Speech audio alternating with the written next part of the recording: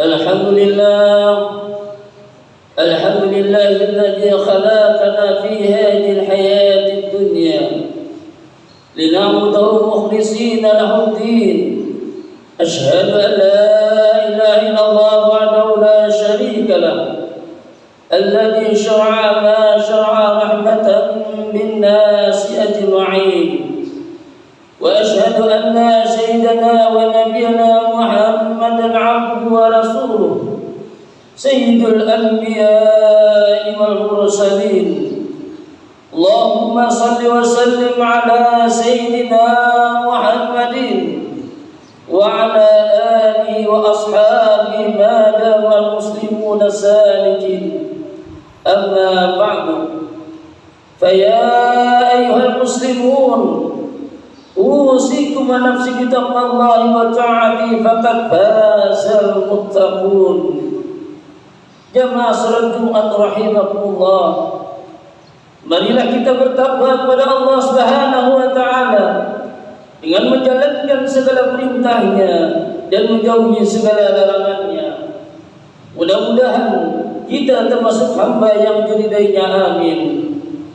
Jamaah salat Jumat rahimakumullah, sesungguhnya di antara perkara yang membuat seseorang mukmin khawatir dan takut adalah perihal kemanakah ia akan menuju setelah ia berpisah dari kehidupan dunia ini.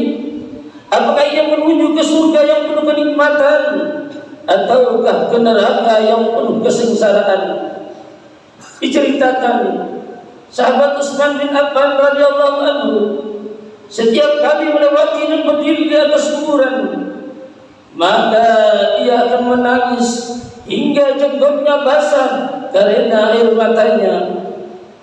Maka dikatakan kepadanya, engkau tidak menangis tatkala teringat surga dan neraka, akan tetapi mengapa engkau menangis karena hal ini? Maka sahabat Utsman pun menjawab, inna Rasulullah sallallahu alaihi wasallam qala inna qabra awwal manazil al-akhirah fa inna ja minhu wa ma ba'dahu aysar minhu wa in lam yanju minhu wa ma ba'dahu ashaddu minhu. Qala wa qala Rasulullah sallallahu alaihi wasallam ma ra'aitu manjuran qattun illa al-qabru abja'u minhu. Artinya bahwasanya Rasulullah SAW bersabda, sesungguhnya kuburan adalah awal persinggahan akhirat. Jika selamat darinya, maka yang setelahnya akan lebih mudah darinya, dan jika tidak selamat, maka yang setelahnya lebih berat darinya. Rasulullah SAW bersabda, tidak pernah aku melihat pemandangan yang amat mengerikan kecuali adalah ajab kubur lebih mengerikan darinya. Hadis riwayat Ibnu Majah. Jamaah salat Jumat rahimakumullah, setelah mengetahui begitu kerasnya ajab kubur, seorang mukmin yang mengimaninya dan takut akan kemedihannya tentunya berusaha mempersiapkan diri dengan beberapa amaliyah yang dapat menghindarkan dirinya dari ajab kubur tersebut. Yang pertama adalah istiqamah dalam mengerjakan amal saleh. Amal saleh adalah penghalang dan tameng dari ajab kubur. Nabi sallallahu alaihi wasallam bersabda, sesungguhnya mayit ketika diletakkan di kuburnya, ia mendengar suara sandal orang-orang yang mengantarkannya saat mereka kembali pulang. Apabila ia seorang mukmin, maka salat akan berada di sisi kepalanya, puasa di sisi kanannya, zakat di sisi kirinya, dan amalan kebaikan lainnya seperti sedekah, silaturahmi, perbuatan makruf dan ihsan kepada orang lain berada di sisi kakinya. Lalu ia didatangi dari arah kepalanya, maka salat pun berkata, tidak ada jalan masuk dari arahku. Kemudian didatangi lagi dari arah kanannya, maka puasa pun berkata, tidak ada jalan masuk dari arahku. kemudian didatangi lagi dari arah kirinya, maka zakat pun berkata, tidak ada jalan masuk dari arahku.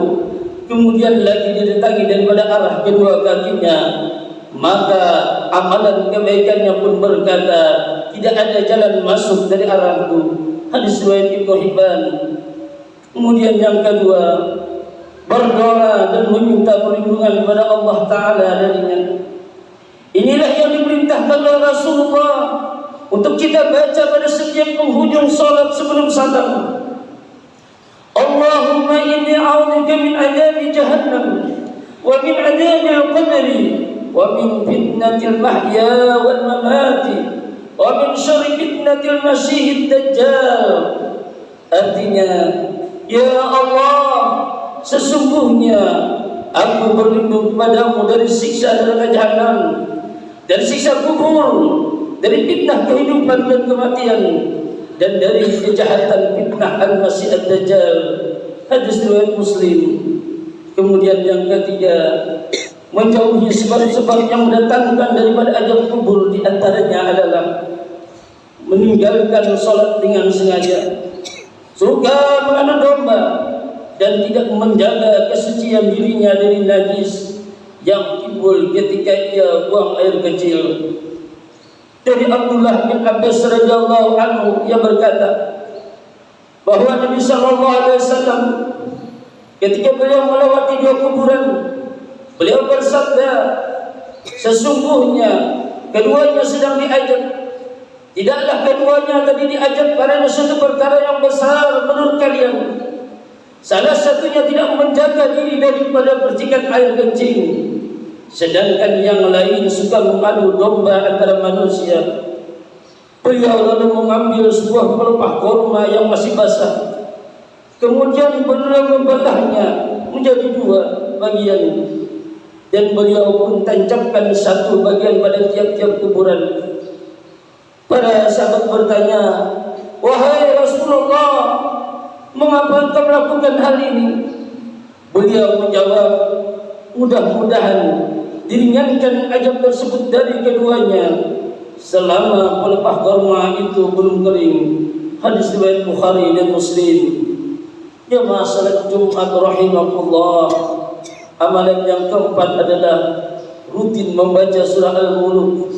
Di dalam sebuah hadis, Nabi sallallahu alaihi wasallam bersabda, suratun tasma'u liqa'ilha wa hiya 30 ayatan, ala wa hiya tabarakal ladzi biyadil mulk. Artinya, ada satu surah yang akan memberikan syafaat bagi siapa yang rajin membacanya. Surah tersebut ada mengandung 30 ayat. Itu dimulai dengan tabarakal ladzi biyadil mulk, yakni surah Al-Mulk. Hadis riwayat Abu Dawud, Tirmidzi dan Nasai. Sebagian ulama mengatakan bahwa surah Al-Mulk akan memberikan syafaat kepada mereka yang membacanya saat ia berada di alam kubur atau pada hari kiamat, menghalangi seseorang daripada azab kubur atau menghindarkan seseorang dari terjatuh pada dosa-dosa yang menyebabkan daripada azab kubur. Semoga Allah Subhanahu wa taala senantiasa memberikan taufik, hidayah dan inayahnya kepada kita semua untuk dapat mengerjakan amal yang dapat menghindarkan kita daripada azab kubur. Amin ya rabbal alamin. Alhamdulillah, wassalatu wassalamu ala Rasulillah. Ittaqullah. A'udzu billahi minasy syaithanir rajim. Innal ladzina qalu rabbuna Allah tsumma istaqamu tatanazzalu 'alaihimul malaikatu alla takhafu wa la tahzanu wa abshiru bil jannati allati kuntum tu'adun. Artinya, sesungguhnya orang-orang yang berkata Tuhan kami adalah Allah, kemudian mereka meneguhkan daripada pendirian mereka yang istiqamah, maka malaikat-malaikat akan turun kepada mereka dengan berkata, janganlah kamu merasa takut dan janganlah kamu bersedih hati dan bergembiralah kamu dengan memperoleh surga yang telah dijanjikan kepadamu. Aku qouli hadza wa astaghfirullah al-azim li wa lakum wa lisa'il muslimin wal muslimat astaghfiruhu innahu huwal ghafurur rahim. Terima kasih telah menonton. Semoga bermanfaat. Jangan lupa subscribe, like, komen, dan share. Barakaullah.